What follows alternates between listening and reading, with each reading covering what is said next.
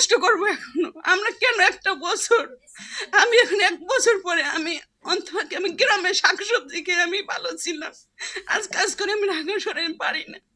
অন্তপক্ষে গুম পরিবারের দিকে সরকার একটু তাকাক, যে লাশগুলার নদীতে ভাসাইতেছে কিভাবে। ওদের এই অপরাধীগুলো যদি এইভাবে নদীতে ভাসাই দিত, মনে হয় আমরা একটু শান্তি পাইতাম। ওদের পরিবারগুলো দেখুক যে আমরা কি কষ্ট পাইছি। আমি যদি নরম হই, আমি যদি ভেঙে পড়ি, আমার সন্তান কি হবে? আমার সন্তানের জন্য আর বাঁচতে হবে। আমরা আমাদের একটা বছর আমরা একবার একটা দিনের জন্য হাসতে পারি নাই, যখন দেখলাম যে আয়নাঘরগুলোর যে কাহিনী, কিভাবে তাদের উপর নির্যাতন করা হয়েছে। তখন মনে হয় যে আমার হাজবেন্ড কি আছে, বেঁচে আছে, না তাদের এভাবে মেরে ফেলছে। এই জিয়াউল হাসান যে এখন র্যাবের যে সবচেয়ে নির্মতম, সবচেয়ে অপরাধী, যেটা জানতে পারলাম ওর বাড়ি বরিশাল। আমাদের একই ওয়ার্ডে জিয়াউল হাসানের বাড়ি।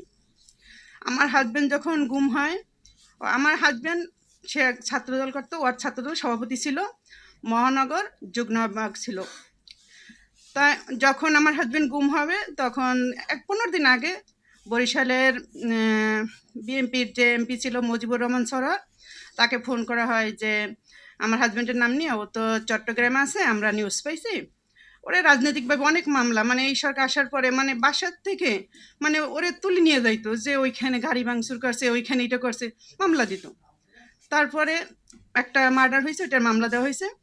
আমার দেবরকে যখন ধরলো, তখন আমি ওরে খুব বুঝাইছি, ও তো যাবে না, যে না আমি আমার যা হয় আমার এখানে হবে, বরিশাল থেকে যাবে না। যখন আমার দেবরকে গুম করা হয়, তখন আমরা চট্টগ্রাম, তখন 2 বছর আমার সন্তান, আমরা চিটাঙে যাই।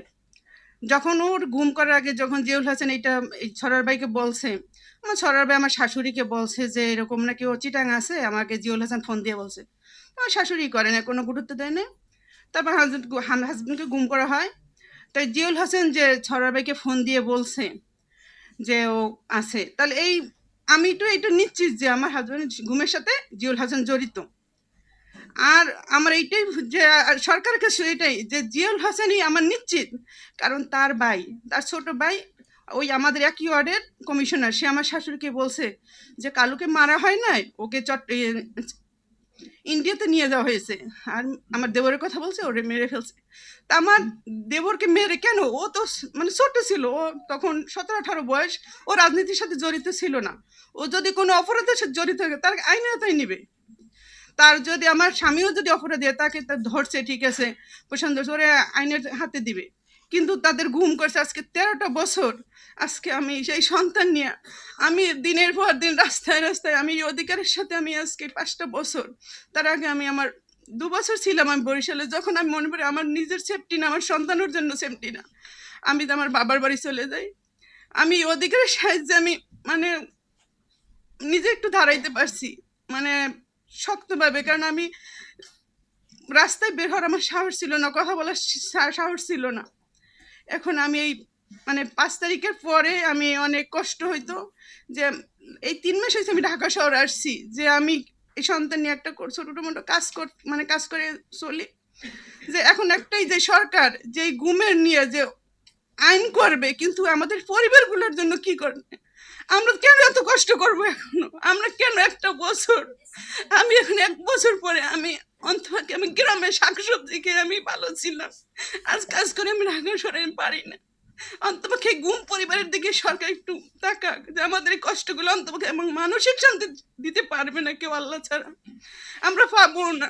অন্তপক্ষে আমরা যে কঠিন বাঁচি, আমার সন্তান, পরিবার, আমার এই অসুস্থ শাশুড়ির দিকে যখন আমি তাকাই, তার 2টা সন্তান, তার স্বামী নাই, সে কিভাবে বাঁচিয়েছে সেটা আমি চিন্তা করি। কিন্তু আমি তো আমার সন্তানের দিক তাকাই, কারণ আমি যদি নরম হই, আমি যদি ভেঙে পড়ি, আমার সন্তান কি হবে? আমার সন্তানের জন্য আর বাঁচতে হবে।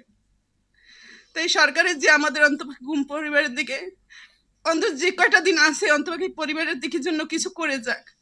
আর এই গুমের সাথে যারা জড়িত, অন্তপক্ষে তাদের এমন শাস্তির দিক যে সেই আয়নাঘর, আমার মন থেকে বলি যে আয়নাঘরগুলা যেগুলো বিলুপ্ত করছে না, এই আয়নাঘরগুলো রেখে এই অপরাধীগুলো এই আয়নাঘরে দিয়ে সারা জীবন, যতদিন তারা জীবনে বাঁচবে, আমার মন থেকে বলি যে তারা তো ওই আয়নাঘরে মানে তাদের মৃত্যুবরণ করে।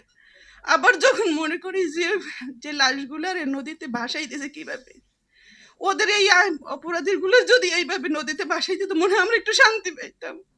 ওদের পরিবারগুলো দেখুক যে আমরা কি কষ্ট পাইছি।